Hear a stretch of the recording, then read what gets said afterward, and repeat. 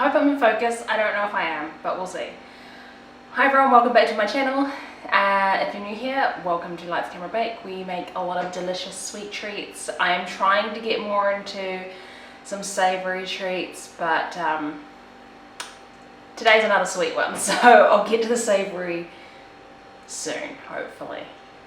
Fingers crossed, but I do have a sweet tooth, so we're sticking with sweet today. If you can hear a strange noise, it's the fan, or it could be noises from outside. I have to have the doors open, I have to have the fans on. It is so hot today. I think it's like 32, 33 degrees Celsius, so whatever that is in Fahrenheit for anyone who uses Fahrenheit. I'm sweating, you can probably see me sweating. It's so hot, so I'm dying. So yeah, if you can hear any strange noises, that's what that is, and I'm sorry, but I can't do anything about it, really. So yeah, sorry I'm rambling. What are we doing today? Today I thought we would test the infamous BuzzFeed Tasty 20 ingredient brownies to see whether 20 ingredients really makes all the difference for a brownie, because these seem like an all-day extravagant brownie. Are they really worth it? Let's find out.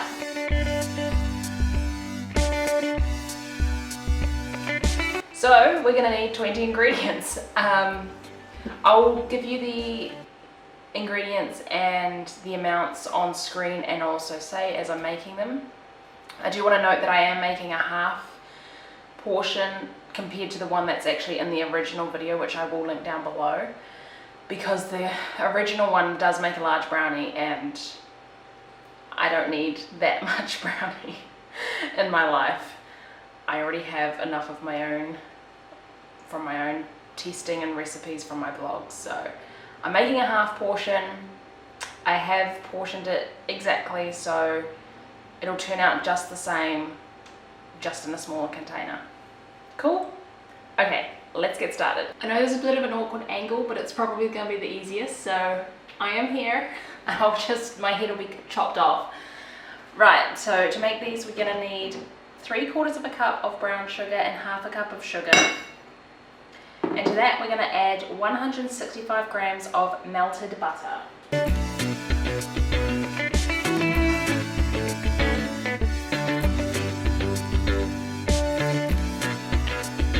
To that, we add around about 2 teaspoons of vanilla, so I'm just gonna guess. 2 eggs. And a teaspoon of salt, which I think is a lot, but we'll go with it. I'm sticking to the recipe for this one, I'm not changing it.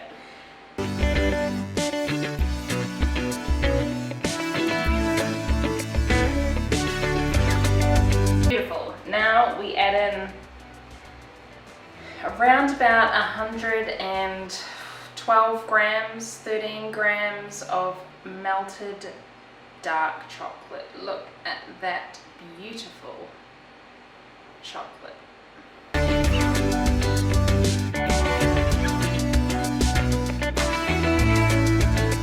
Now we want 3/4 of a cup of flour. Again, I'm back, hey. 3/4 of a cup of flour and how much? And 1/4 of a cup of Dutch processed cocoa. So that's a super dark cocoa powder.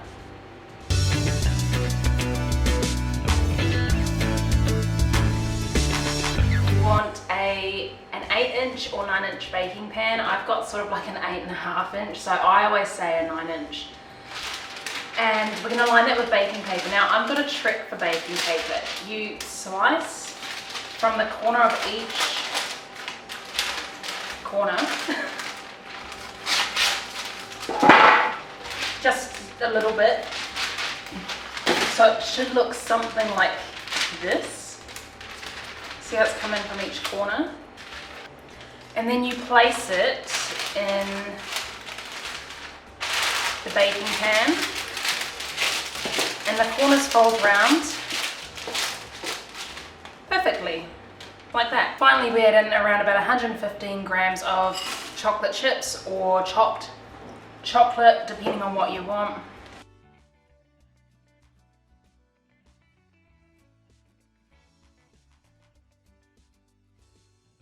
Then we pour that batter into the pan. Now you have to remember, this is a half portion of the original recipe, so you can see that it makes a lot of brownies. So if you are trying to make these to serve at a party or something, make the double batch. But if you're just wanting them just for a bit of fun, see what a 20 ingredient brownie tastes like, I'd just have the recipe like I have. So now we're going to put that in a 180 degree Celsius or 350 degree Fahrenheit oven for about 25 minutes. And while that's happening, we'll make the next layer. So far we have used 10 of the 20 ingredients. So we're getting there, we're halfway. Let's make the next layer.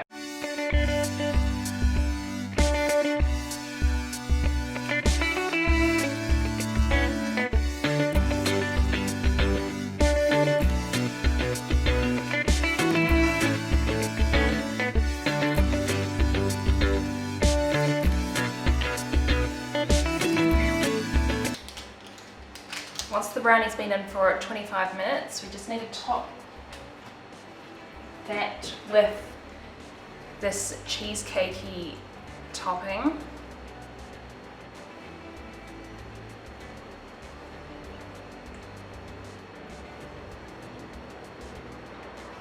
Oh dear. Oh no. Okay.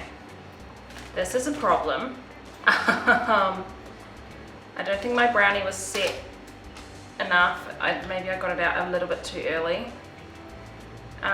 We'll go with it. Oh no. Okay, so mine's not going to be as pretty. Don't follow my lead. If your brownie is still too liquidy, do not top it with the cheesecake, okay? Even if it's been 25 minutes, just bake it longer. But we'll see how this goes. So you want to place this back in the oven for another 30 minutes. This is what mine looks like. I know it's quite ugly. I know it's not quite right. Yes, I took it out of the oven too early, and yes, the cheesecake kind of sunk into the brownie, so it's a bit patchy, but don't worry, we still have 4 ingredients left, so we will cover this mess and it should look, hopefully, somewhat like Tasty's version. Yeah, so don't do what I did, like I said. Make sure that the brownie has set a lot more than mine did before you put the cheesecake layer on. That being said, let's make the ganache. For the ganache, you want to take some nearly boiling cream and ideally pour it over some chocolate. However, I am just, because it's so hot today, look, I can fold my chocolate. I'm just going to place the chocolate in there because I think it'll melt regardless, and then we just want to melt that together. It does say to add some more salt, and I mean that is ingredient number 19, so we'll add some more salt. I've never put so much salt in my baking in my life, but here we are. Who am I to deny the 20 ingredients?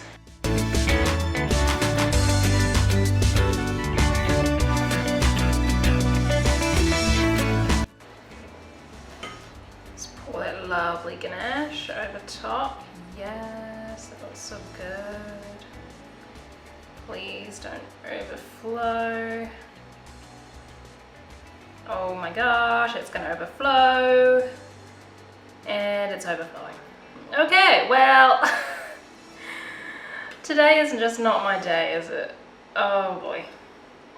That's alright, it doesn't matter. It doesn't matter, we'll pretend it's not overflowing.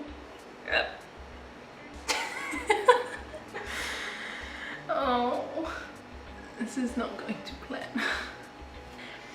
So you may notice this is only 19 ingredients. The final ingredient is sprinkling flaky sea salt on top, so that is ingredient 20. I'll do that once this is set a bit more because I won't make the same mistake of putting it on warm ganache and having it sink into the ganache like I did with the cheesecake. How is it that I am a food blogger and I can't even make this brownie?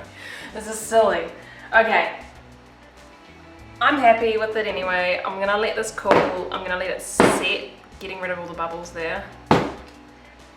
And I'll be back to taste test this brownie.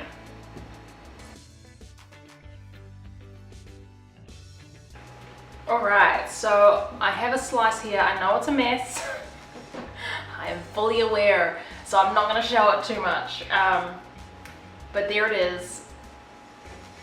I think it's okay. Like, it doesn't matter that there's a thick layer of the cheesecake in some parts and in other parts it's thinner. It's only me who's going to eat it. Anyway, I'm going to give it a taste test.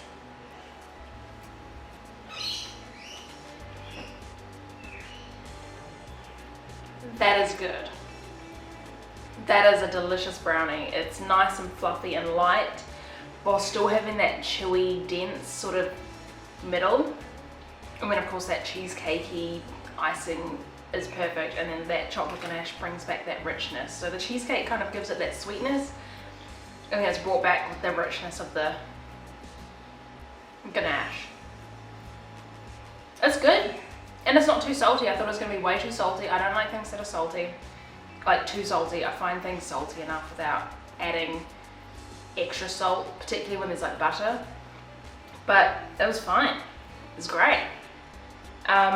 If you've made this before successfully, let me know what you think. Do you think it's worth the 20 ingredients and basically a whole day of baking and waiting for things to set and all that? Or would you just make a normal brownie again? Let me know, I wanna know. As you can see, I'm covered in chocolate, but I'm gonna continue eating this. I'll try not to eat the whole pan today, save half of it for tomorrow, and I will see you in the next video. I hope you enjoyed this. If you did, give it a thumbs up, subscribe, and I will see you very soon. Bye.